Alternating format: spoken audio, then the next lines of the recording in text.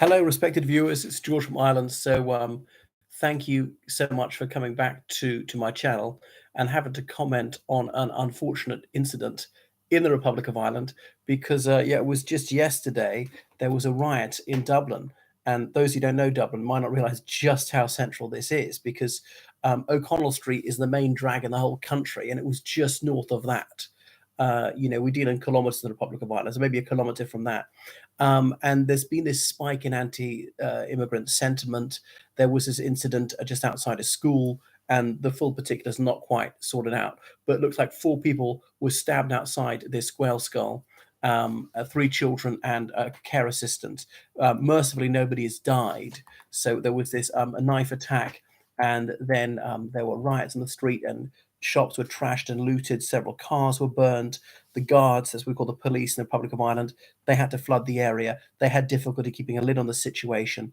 So the Taoiseach, Dr. Leah Varadkar, says that the damage may run to tens of millions of euros. Seems a bit of an exaggeration to me, maybe millions, but I can't believe it would be tens of millions. So Mary Lou MacDonald, who's the head of Sinn Féin, a typical rabble-rouser, bigot and demagogue, has lost no time in exploiting the situation for partisan gain, saying the commissioner of the Garda, Shakona, should resign. Now, I know obviously it wasn't perfect, but there are crimes, and the police can't guarantee that no crime will ever be committed. They can often only deal with it after the fact. And I know Sinn Féin is obviously extremely anti-police. Murdering police officers have been what they were all about for decades, but fortunately they've improved in this regard. So there's been an uptick in anti-immigrant sentiment. Now, we can have a reasoned debate about reducing immigration, increasing immigration, whatever. And you can want to restrict immigration without being malevolent, without mistreating any immigrant and so on. Being an immigrant is an entirely honourable thing to be. So I want immigration for the Republic of Ireland. But within reasonable limits. Now, what's reasonable? And this is where we come to the realms of debate. Is it numbers? Is it according to your skill set, or various other things like that? Should be ruled out if you've got a criminal record. I mean, if it's petty, if it was shoplifting 20 years ago, surely not. But if it was several murders, then that'd be a little bit different. You're mixing immigration, Muslim immigration, don't you? Well, of course I am, because Muslims are people, and all immigrants are people. So some of the immigrants will be Muslims. We have Irish Muslims as well. They're mostly of recent immigrant stock. Some of the indigenous Irish people who've converted to Islam. And obviously Muslims shouldn't be discriminated against. There are Irish Muslims. They have the absolute right to be in Ireland. I don't dispute that. They're as Irish as I am. I mean, they're usually not ethnically Irish, but that doesn't matter. Such a person could be president of Ireland, could be a superb president of Ireland. I might vote for such a candidate. I would judge him or her on the individual's merits and so forth. It wouldn't count against that person that he or she professes the Islamic faith. Back to the point. Now, there was a high-profile murder that was just resulting in conviction a couple of weeks ago in the Irish Republic. A young school teacher, she was killed by a Slovakian man. And there are a few knuckle-dragging imbeciles in every country. Unfortunately, in Ireland, we have our fair share. And some people seem to hold not an individual responsible for that murder, but like the whole nation of Slovakia, or all immigrants and so on. So, I mean, obviously there are a few bad immigrants, but most of them are good. That's fine. They contribute to our country. Now, every country always has had immigration, always shall have immigration, and Ireland is no exception. But I'm obviously Irish people have emigrated in huge numbers. So maybe 70 million people of Irish stock overseas, but often only half Irish, a quarter Irish, or even less. But then I saw this particularly imbecilic and offensive article in the Metro, this publication, the United Kingdom Today, where somebody wrote, "You don't get to be anti-immigrant and Irish." Sorry, I mean, Irish people have got the same rights as anybody else. You get to be anything you want if you're Irish. Now, I'm not anti-immigrant, but this is like there's a thought crime that we are deprived somehow. Now, all right, maybe this comes from a good place. What she's arguing is because so many of us have gone abroad, therefore we mustn't be prejudiced to sojourners in our midst, or in those who make Ireland their home permanently, or seek citizenship, and so forth. So I know immigrants have made a tremendous contribution to the Republic of Ireland, and obviously we should welcome more in the future. I don't know what numbers we should have, and so on. It's possibly getting too high.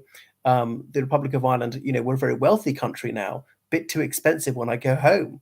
But obviously, we're a victim of our own success because we've done so well. Lots of people want to come in, which is fantastic in many ways. But there are a few downside to it, not because they're wicked, those who immigrate to Ireland, but obviously that contributes to house price risings, pressure on public services.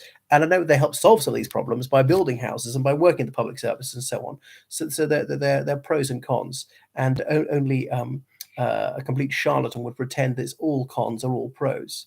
It might be more one than the other, far more pros and cons, but let's not pretend that there are no disadvantages whatsoever to immigration. And by the way, I don't blame immigrants for this riots. That would be victim blaming. So that we have a few ethno-nationalist headbangers in our midst. Unfortunately, some racists have been mistreating immigrants, and that is, of course, despicable. Now, the Taoiseach said this brings shame on Ireland. Well, I mean, I don't agree. This is this shameful thing that's done. I'm not ashamed. I didn't do it. Most Irish people have got nothing to be ashamed about in regard to this. Only the imbeciles who did this sort of thing. So Drew Harris, he said a lunatic hooligan faction driven by a far-right ideology. Can he really prove that? I mean, he might be correct, of course, but I don't think demonizing certain political groups is actually helpful in this case. Even if you actually find it repugnant, that political outlook, you shouldn't be taking sides in politics like that. Anyway, so yeah, 11 Garda vehicles were trashed, and a baker's dozen of shops were wrecked, and so on. The Lewis, as the tram line, has stopped. Anyway, the police service in Northern Ireland showed some cross-border cooperation, sent their water cannon, but it looks like the situation's under control now. So it was actually quite shocking. Republic of Ireland got a fairly high crime rate, considering that it's we're such a highly developed country. And it was Aoife Moore. She was the journalist who wrote that brain dead and insulting article saying you don't get to be Irish and anti-immigrant. So anyway, so far 32 people have been arrested, 4 women and 28 men, charged with a number of crimes, including possession of offensive weapons, crimes against public order, theft, and so on. So it might be calming down a little bit. So it was actually a rather shocking thing that's left a lot of people very shaken. So yeah, I mean, it's not great for this happened. The guards, they try not to be heavy-handed, and really they're damned that they're damned. If they do damned, they do damned. If they don't, they're either that they're brutal or else they're feeble. So you take your pick. Whatever you do, whatever you don't do, you're going to get in trouble. Anyway, so yeah, I know I've had this going into pubs and restaurants in Dublin, and nobody working there is Irish, which is not a bad thing, which is a neutral observation. I've often had the same in London. Irish people don't want to do that. We're a very highly educated nation, we're a very prosperous country, and people don't want to do minimum wage jobs. But Dublin's getting very expensive to live in, particularly. Well, so bigotry or outrage. Outrage at what? The people have legally come to our country, and okay, a few of them have illegally come. Often come because they've been invited to fill gaps in our economy and so on. Right. Anyway, so thank you so much for watching. So make sure you subscribe to my channel, please, on Patreon. Get thousands of articles behind the paywall. And make sure you donate with the greatest possible liberality on PayPal, georgecallahan79@gmail.com. Toodaloo.